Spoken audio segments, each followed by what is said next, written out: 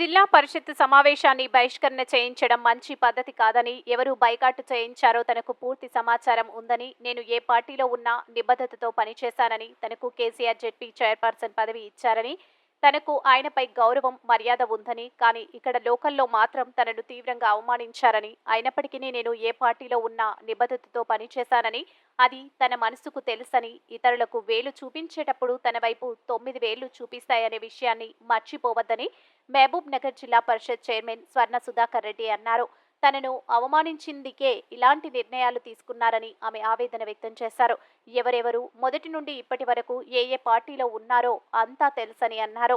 రాజకీయాల్లో ఎన్నో మార్పులు ఉంటాయని, వాటిని గౌరవించినప్పుడే రాజకీయాలకు విలువ ఉంటుందని, రాజకీయ నాయకులను ప్రజలు నమ్ముతారని ఆమె తెలిపారు. గవర్నమెంట్ చేపించము, మీటింగ్లు అవమానించేది ఇవన్నీ కూడా చేయటం జరిగింది. నేను ఎలక్షన్స్ ముందే చెప్పాను, నా ఫ్యామిలీలో ప్రాబ్లం ఉంది, హెల్త్ ప్రాబ్లం ఉంది. కొన్నాళ్ళు నేను డాక్టర్స్ చెప్పారు కొంచెం జాగ్రత్త చూసాను, అప్పట్లోనే పనిచేయలేదని చెప్పి నేను ఎలక్షన్స్లో పనిచేసినా కూడా ముందు చేసినట్టు చేయలేకపోయాను. కానీ అదేదో ఆయన ఓడిపోవడానికి నేనే కారణం, ఆయన భావించి ఇవన్నీ కూడా చేపిస్తున్నారు. ఇక ఒక్క విషయం, నేను ఏ ఒక్కరికన్నా ఆయనకి చేయొద్దని నేను ఎప్పుడు చెప్పలేదు. అలా ఎవరన్నా చేపించానంటే నేను సమాధానం చెప్పుకోగలను. నేను పార్టీకి పనిచేసిన, పార్టీకే ఓటేసాను. కాకపోతే ఒక్క బస్సు నేను అనుకోవటం ఏంటంటే, ఫోన్ ట్యాపింగ్ అలవాటు కదా, అలాగే ఫోన్ ట్యాపింగ్ చేపించి నేను ఎవరికైనా చేపించి ఉంటారు. అలాగే నేను ఎవరికైనా చెప్పానేమో చెప్తా, అలాగన్నా నాకు రుజువు చేయబడింది, నాకు అభ్యంతరం లేదు. రెండోది ఏంటంటే, నేను ఏ పార్టీలో ఉంటే ఆ పార్టీకి సిన్సియర్గా చేసే అలవాటు నాకుంది.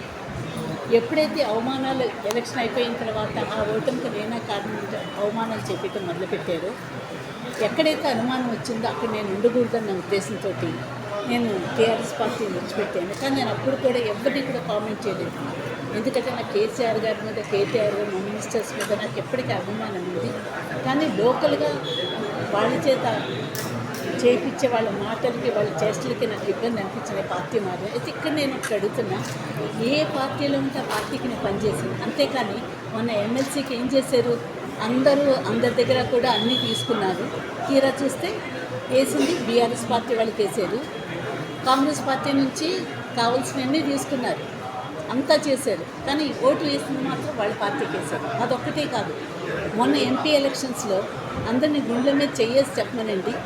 వాళ్ళు ఎమ్మెల్సీ ఎలక్షన్స్లో, ఎంపీ ఎలక్షన్స్లో కూడా ఎంపీ గారి దగ్గర అన్ని విధాలు కూడా ఆయన్ని నమ్మించి ఆయన చుట్టూ ఉండి ఆయన కోటేయకుండా వాళ్ళే స్వయంగా కూడా వాళ్ళ టీంకి చెప్పి బీఆర్ఎస్ వాళ్ళందరూ బీజేపీకి ఓట్లు వేసిన మాట నిజమా కాదా, వాళ్ళ మనస్సాక్షి నడితే తెలుస్తుంది.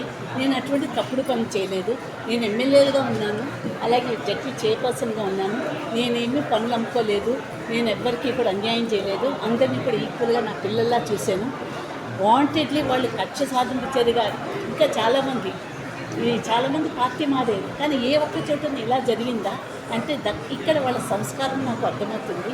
అంటే ఇంకొకటి ఏంటంటే, నన్ను కామెంట్ చేసిన వాళ్ళందరూ వెనకాల వీళ్ళతో చేపించే వాళ్ళ పార్టీ మారకుండానే వచ్చారా, వాళ్ళంతా ఇదే పార్టీలో ఉన్నారా?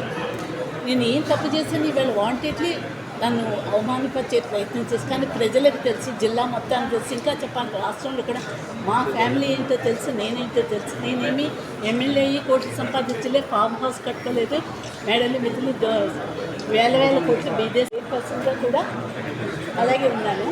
అందుకని చెప్పి నేను చెప్తున్నాను, నా వైపు వీళ్ళు 1 వేలు చూపించారు, వాళ్ళ వైపు 9 వేలు చూపిస్తున్నారు. గుర్తుపెట్టుకోవాలా.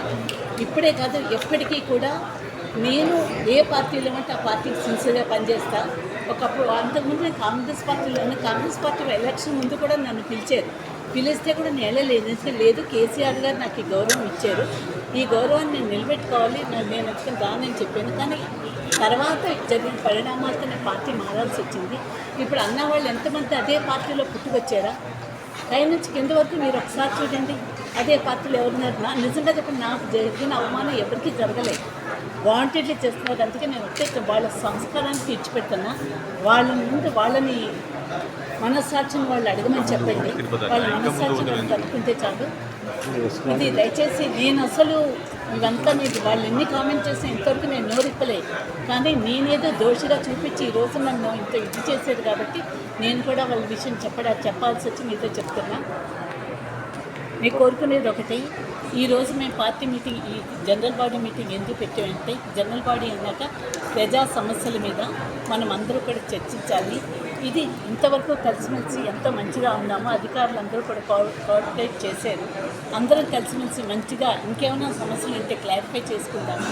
సమస్యల నుంచి మనకి ప్రజలు ఇచ్చిన ఒక దీనికి మనం అందరూ కూడా మంచిగా పనిచేయాలన్న ఉద్దేశంతో ఈరోజు ఇది పెడితే కావాలని చెప్పి ఇబ్బందులు పెట్టారు. దీని వెనక ఎవరున్నారో నాకు తెలుసు, అందరికీ కూడా తెలుసు. అది వాళ్ళ సంస్కారానికి ఇచ్చి పెడుతున్నాం.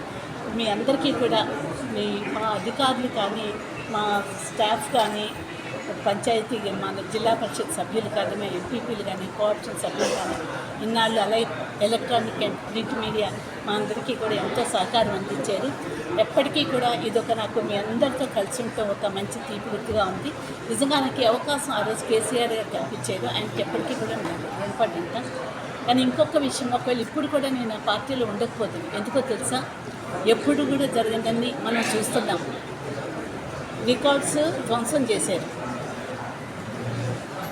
ఇంకా తర్వాత ఎన్నెన్నో తప్పుడు పనులు చేశారు. ఇవన్నీ విన్న తర్వాత ఆ పార్టీలో కూడా ఉండకపోతుంది. దయచేసి అందరూ కూడా అర్థం చేసుకోవాలి. అందరికీ కూడా నమస్కారం. అలాగే మన ఎమ్మెల్యే గారు